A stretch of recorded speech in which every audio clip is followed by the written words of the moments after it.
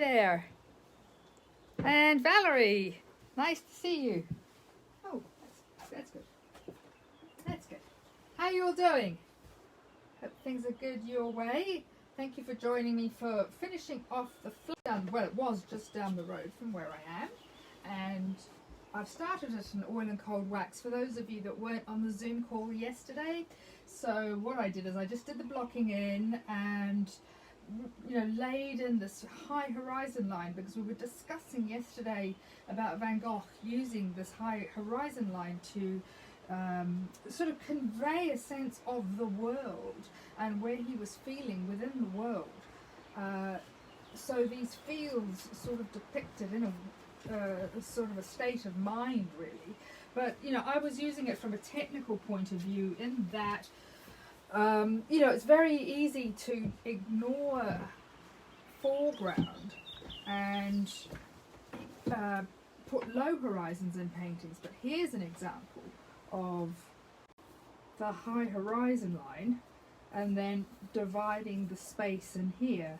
Same with here. So he was a great person to look at when he's looking at fields. Here's another one that we just make sure you can see that on there.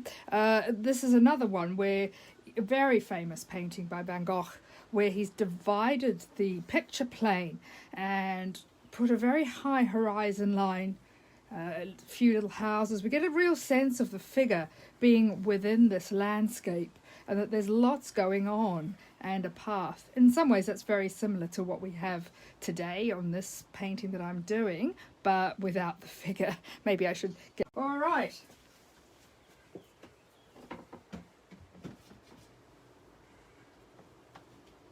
So it's a little windy today. It probably will cut in and out a little bit. But anyway, we are recording it, so you can catch it later if it's a problem. I've got the path here, and I've scraped back a little bit to sort of get that paint surface into a usable place. Sometimes I don't want lumps in the wrong place, so I've actually got my palette knife and I've scraped it. I've scraped the paint down, and it creates this really interesting surface. It's not perfectly dry, but it's touch dry. It's beautiful for working on. I call it setting up. I want to have a wee look at the path and just where I want some now little marks to define. When you're working with the path, work across the contour, and just want to mark in a few stones where this path is just leading into this space here. It might even work across there, which is good. I think just keep it just a few of these little details. Some are already there, which is good. The person I like to look at actually for doing this is Coro. He does an amazing job with very, very few marks on how to just put in a few rocks and things in the foreground. These ones are lighter here, so just kind of like that. So these are really the final things to finishing off this painting. As with anything, we try to keep a bit of that freshness of the first layers. And I'm sort of trying out. Hi Brenda, hi Rachel, hi Aileen. Yeah, it's really, really stormy. Hi Christine. Really, really stormy here, really stormy. So the internet will be in and out, I'm afraid. The phone reception is far worse. So it's the best of two wheels, really. But I'm trying out this Bluetooth headset as well at the same time. So just trying to, as you can see, just trying to get just pop in a little grey in there.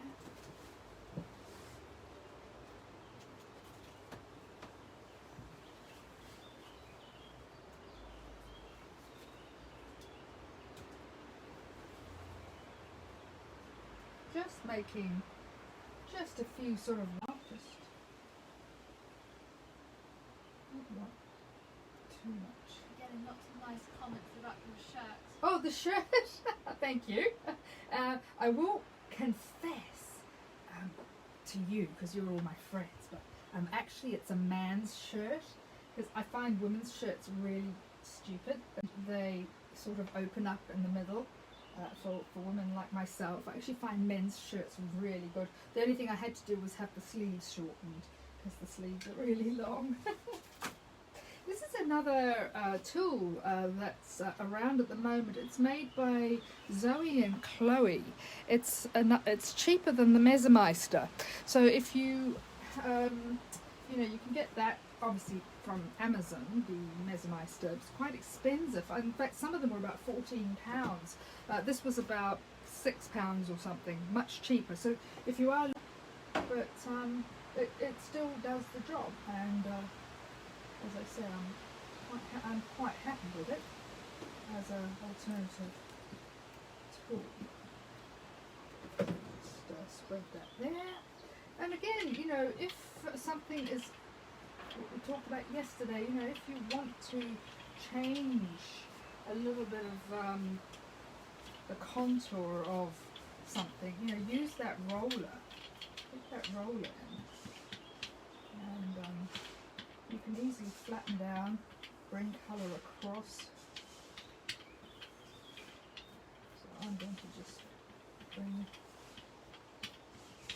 So that's a useful trick too. Just keep your roller handy. Probably don't need this at the moment, but I'm just putting a little bit of cool into the foreground as well to lead our eye up into here. So sometimes that helps too. Put some of these cool greys in down here, and quite sort of sketchy as well. You can use the back of your brush to just kind of make that a little less. Only just very subtle, but it's nice to just have a little. If you want to again scrape, just keeping the texture going without being. Not letting it get too flat, but also too busy. That's another thing that we could find ourselves to get that contour across. Sometimes I find it's the palette knife will help you to get that. And you can also blur the paint with the palette knife as well if I want to sort of suggest some grass here or something in the front.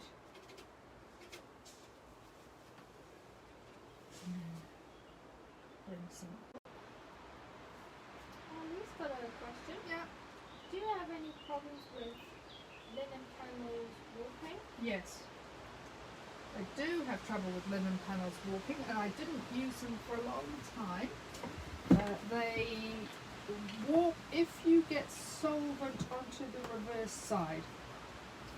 So my technique really of painting with linen panel is to keep the paint dry as much as possible, not use too much solvent. So each surface, you've got different things that you can do. So I'm on paper here, so there's some things that I won't really get really heavy textures on this paper because it's too floppy.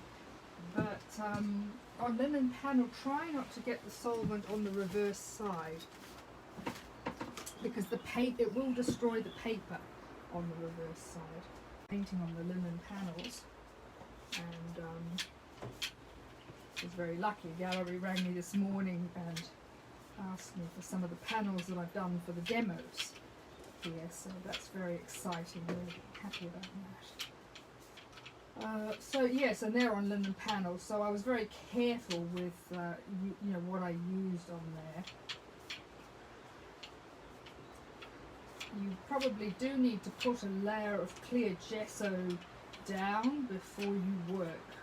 If you want to leave the linen exposed, just leave a little layer of the clear gesso on the surface, because that will help stop the wax and solvent getting through. So the part's kind of done there, and it's have it suggested. I don't really want to come back in, and I really want to try and keep some of this red as well that was in the underpainting layers.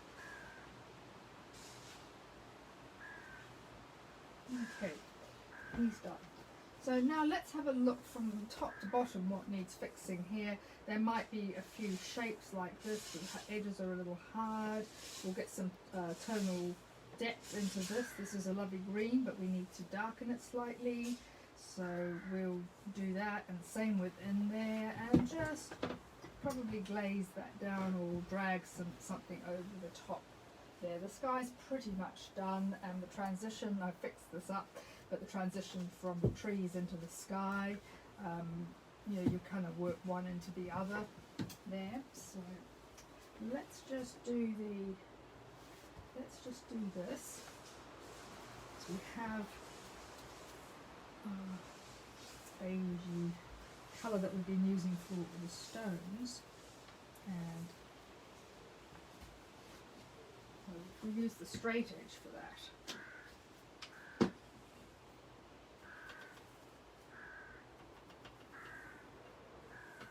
Okay. Just lay that in.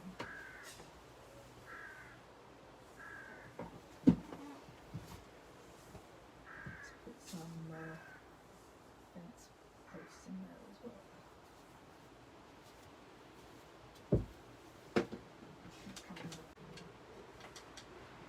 So, you know, cutting into it like that is a nice way of making a line rather than painting it. So, and that's reading, that dark in there is reading quite well actually. So that's finished. So let's look at these edges in here. We need to soften that with the green. So that's not too bad. So we've got our lovely favourite green. Say no more. And I'll just mix a little bit of wax into this. I'm going to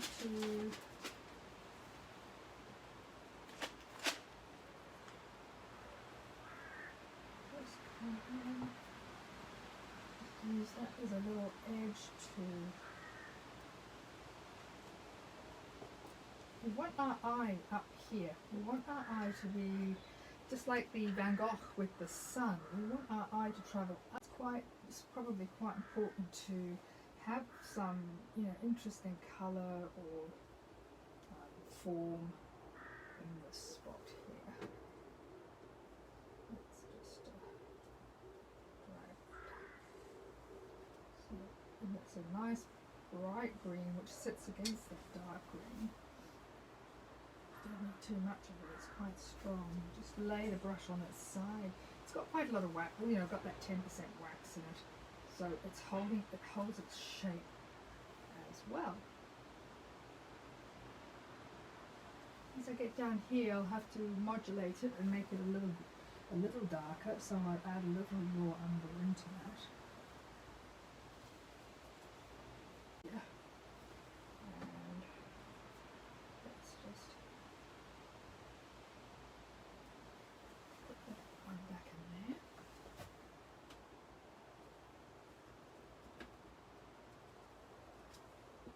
There's some of these verticals as well. Let's come down and soften this edge here.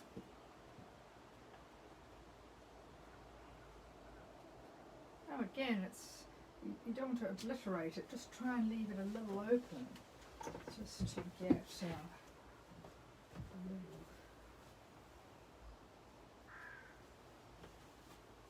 light in there.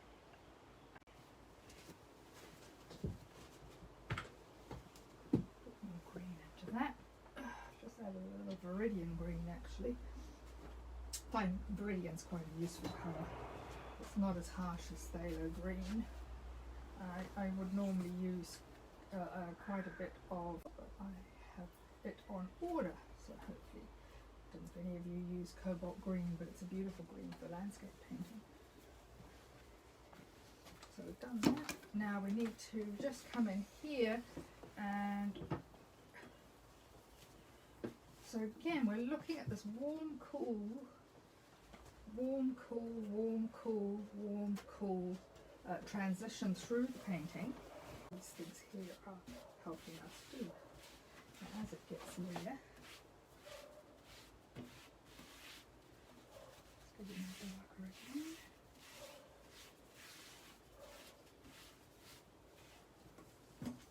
Now to get darker, I could either add a tiny bit of black, or, as in this case, I've added a little bit of the manganese violet into this to make the green darker. So it's nice, it gives you a nice green without making it too brown. That purple is a good addition to that. So let's put that base green here. And use the brush upwards as well as downwards to describe things. I think we did this when I did the reed paintings. We did a lot of mark making using the brush coming upwards, so it's all nice and feathery up there. And here it's quite scratchy, so I'm almost using the metal bit of the brush to do that. It's amazing what you can do with cold wax. You know, it's just adding this extra bit of body to the paint, which the paint itself doesn't have, that is making a difference. And it's not like liquid that makes it all shiny. So there's a lovely matte surface to this. So I'm really just going in and defining up and here that wind outside. Easy. So I'm really working quite dryly with the paint. I'm not using it too thinly. So if you are painting on the linen panels, you know, this will be fine. What I'm doing here is just fine. It won't cause a problem.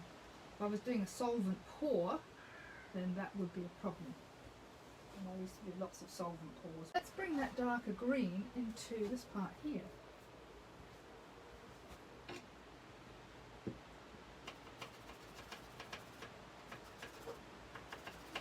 I'm just creating layers of depth.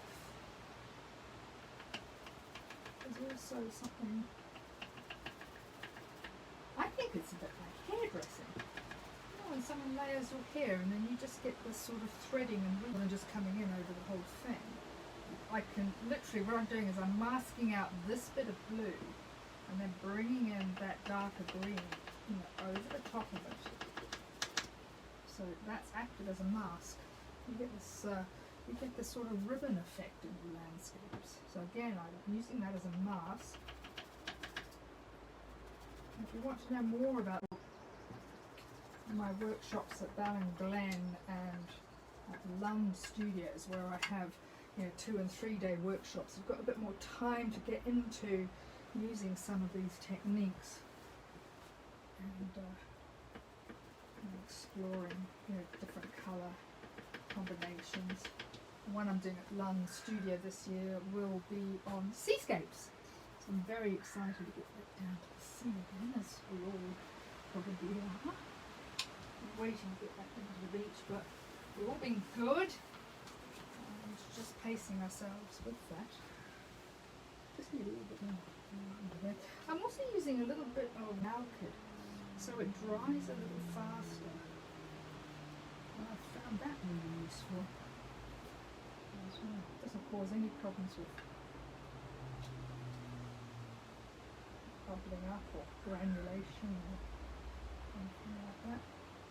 The biggest problem you can have, you know, sometimes it's changing from different solvent types. If you switch from damping to zest it, the other, because they are slightly different compositions.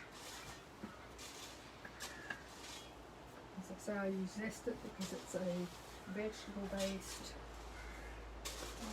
solvent, and I think that works particularly nicely with the wax. So, you know, it depends on what you're doing, I guess. And the wax solvent that Zestic makes is also a really nice one. It's a little softer. It's got less solvent in it so that it doesn't dissolve the pigment out of paint. That was one of my biggest bugbears really with doing solvent is the pigment. Right, so we're doing really well here. And just do a few micro little patterns just to...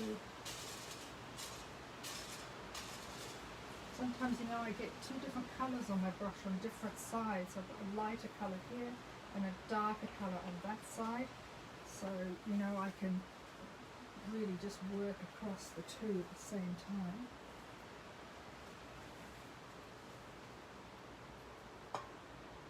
There you go, which I finished shortly.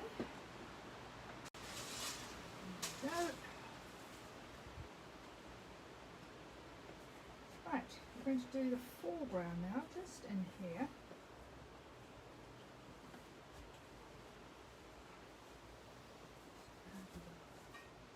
Bit striking.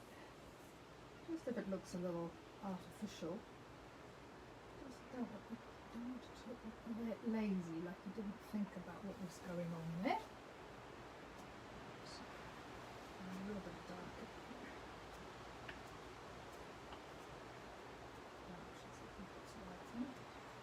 Just a bit of tonal contrast in there.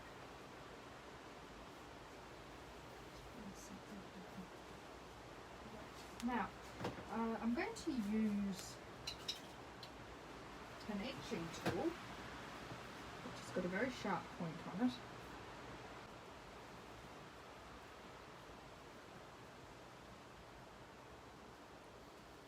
And where I've put these colours in down here, etching tools make lovely fine lines. Do need a cloth to wipe up the little drippy bits, stretchy bits. But you can cut semi-dry, it's quite nice and cold. So you can carve those lights into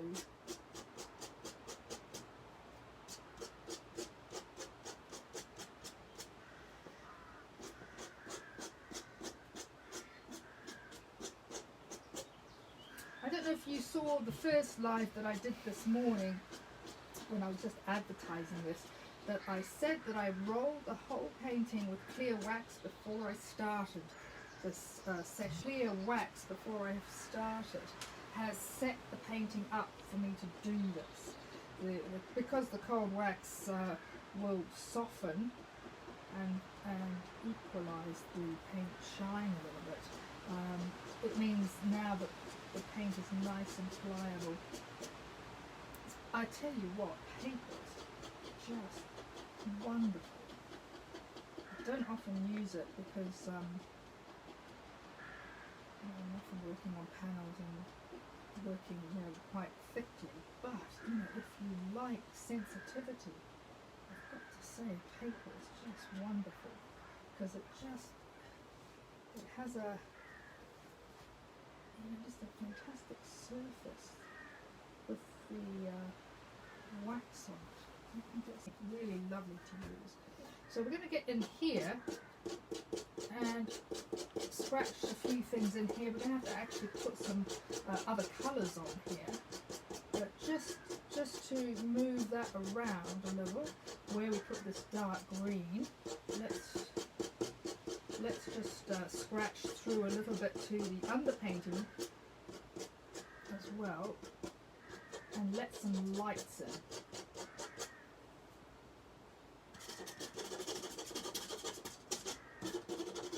So in some ways you're using all the techniques that you use for abstract, the more figurative sense in this painting.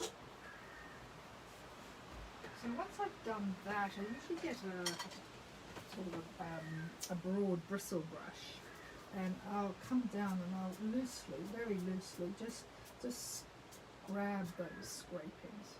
Not too hard because the paint is still wet, but wherever I can, and they'll just collect in here. I'll clean that up later. But just get as many of those off as you can. They're a nuisance if they go away. I'm just now going to finish off the grasses going here.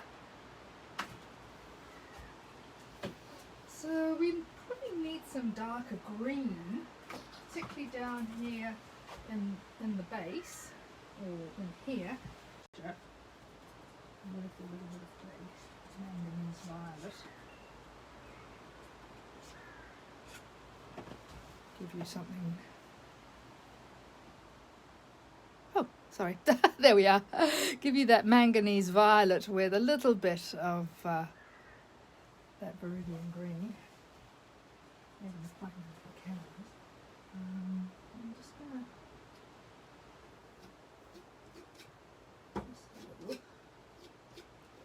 because what it will do is provide a base for the next layers. Here where I want to blend it into the grass, I'll just use the palette knife to. Thank you for all your lovely comments on the video that Laura made yesterday. She spent a lot of time putting all our little projects that we've done over the last 2 months together, just so we could see what because I lost track of what we did, and I looked at it, but wow, we have done so much. Thank you everybody that commented on that. That was very much appreciated. Very much appreciated.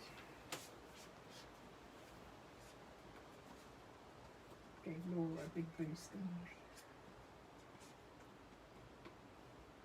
So we are using 50% wax now for this a little bit. So I'm mixing up some sort of grass colour here. 50% wax. So you can see that is now much denser paint. I really need this to sit out over the top.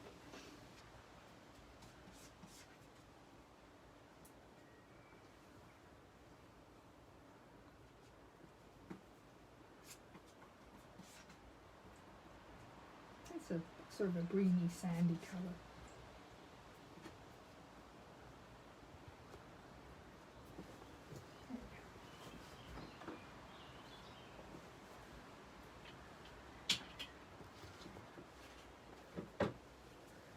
So, you know, the squeegee is a tool that, you know, what I do for this bit is, you know, the bits I want to keep, you know, I'll mask that off, which will give me more freedom. So I'm going to put it out, see, give me more freedom to do this.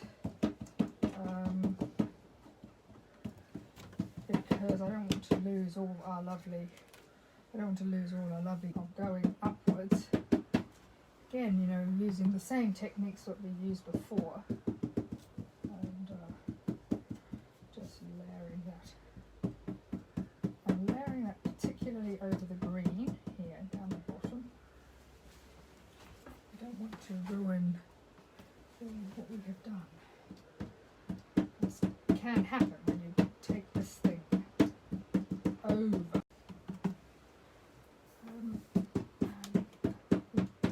Nicer to have a dark colour underneath, I find. Some of these you can bring up because that's quite useful to have some taller ones. But you know, you don't want to sort of get in there too heavily and lose everything you've been working for. As far as you can see, it's got quite a lot of wax in it. And putting some across here as well. Part of the same language. And bring a few. Just make sure you've got no other colours on there. You can bring some here as well. This way you want some definition. Again, if I wanted to, you know, put some in here, I could also put some up there as well, using that paper as a mask, so that I'm not getting it all over the path and everywhere. Now, to tone that down a little, you know, what I was saying about surface before is, you know, I'll take a roller. Wow, I love this headless mic. I can walk to my paper towels. That is so cool. Walk all over my studio, not worry about it. You know, I'll take off some of the excess paint using the roller. So I have the roller clean, otherwise all this paint will be transferred. So just take the roller, clean it.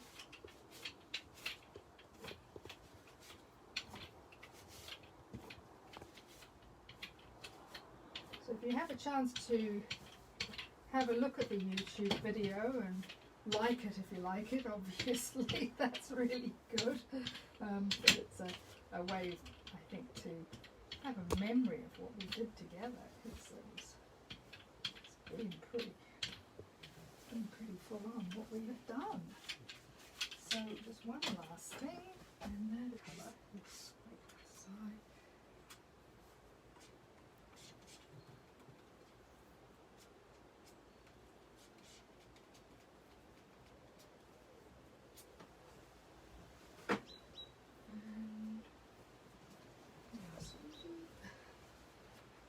Old paint colour off there. I'll stand back a bit too and just see how I feel about it. Can you see I didn't add any blue today. I just left the blue that was already there and have been painting the green onto it. Just want to add a few light ones now down here.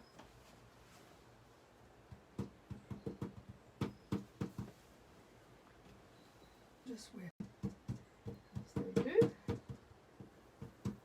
It's a bit of a, you know, something that adds a little light to this area of the painting as well.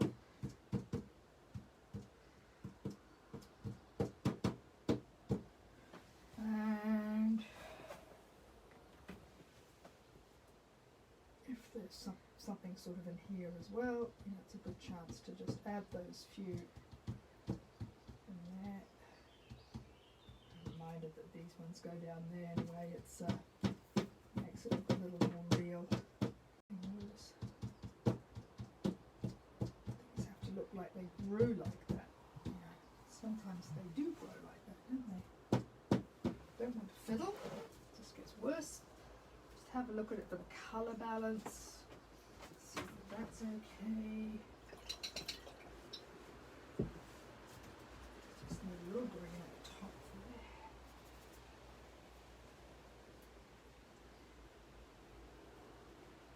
A little light. That's my eye, but it's probably not so clear on the camera. And you know, I might now just get a little touch of violet. I might benefit from that.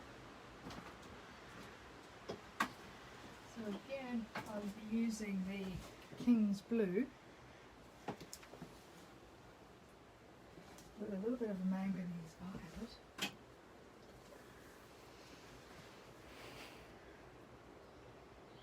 And white. And get some clean solvent. Just solvent. Make sure you do this with good ventilation. And just where I've got an area like here, you know, just give that a little.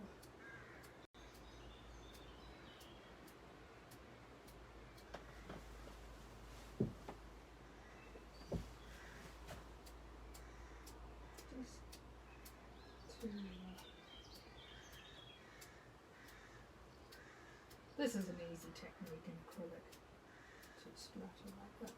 It's not really very safe. Right. For the moment, I'd say we are done. Maybe just a little.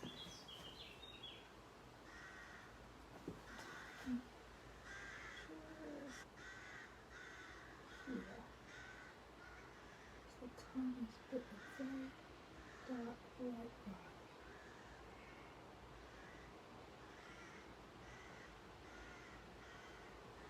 Just the tiniest bit. But these things are at the margin. It's nice to have something just a little different there. because it's at a particular angle. All right, there we go. Any questions today? That's a good time to finish.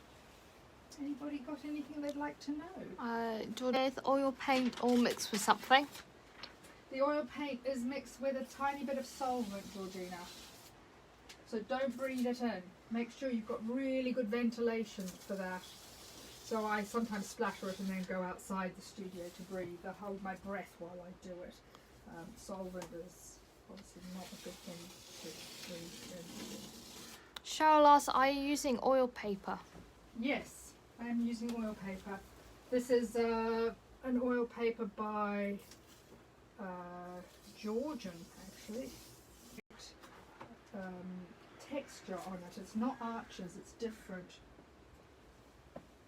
It has a little grain on it, which is very, very nice to almost like draw on. It looks like a pastel.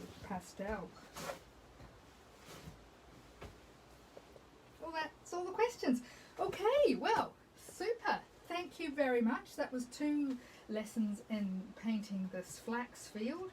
I hope there were some useful techniques there for you. As I say, go back and have a look at the YouTube video and give it a thumbs up. And I'm not quite sure what I'll be doing next week. It'll just be what's out in the countryside. I'll pick a topic. I'm going to do a Zoom every Thursday. So any of you didn't get it this week, send me an email and I'll add you to the list. So I'll do a Zoom every Thursday and maybe a demo to follow on a Friday, but I'm not sure. It just depends on what's going on. But yeah, see you again. Take care.